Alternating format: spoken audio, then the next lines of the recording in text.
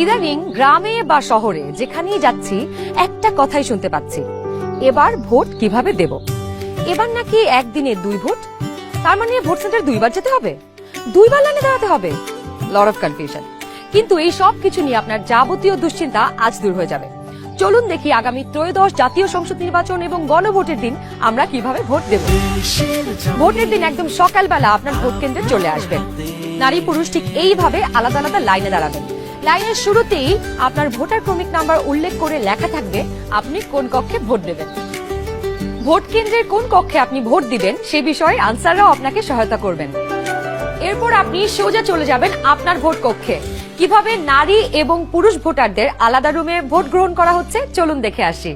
কক্ষগুলোর বাইরেও ভোটার ক্রমিক নম্বরগুলো লেখা থাকবে। প্রথমেই একজন পোলিং অফিসার আপনার নাম এবং ভোটার নম্বর জিজ্ঞাসা করবেন। তারপর আপনার চেহারার সাথে আপনার ভোটার তালিকায় থাকা ছবি মিলিয়ে দেখবেন।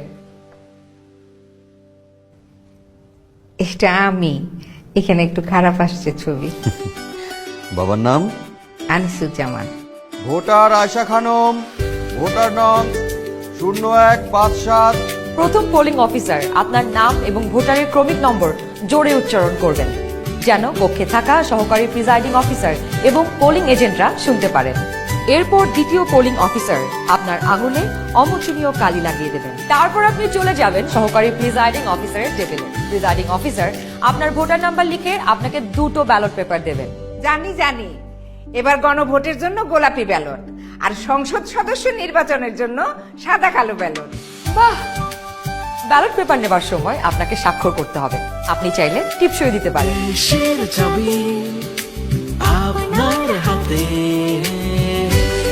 ব্যালটের সাথে দেওয়া হবে সিল মারার জন্য একটি রাবার স্ট্যাম্প। আপনি 2টি ব্যালট এবং রাবার স্ট্যাম্প নিয়ে ভোট দেবার গোপন কক্ষে যাবেন।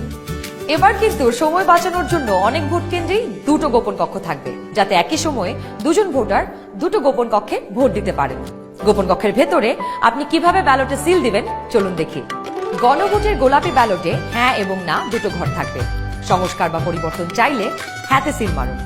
গণভোটে আপনি হ্যাঁ দিলে সবগুলো সংস্কার পাবেন, আর না দিলে কোনো সংস্কারই পাবেন না।